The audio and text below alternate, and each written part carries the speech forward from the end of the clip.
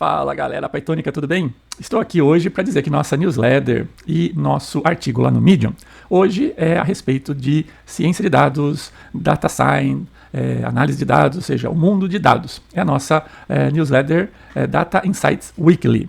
E hoje eu estou trazendo aqui para vocês um assunto interessante e relevante, que é a comparação entre duas tecnologias, né?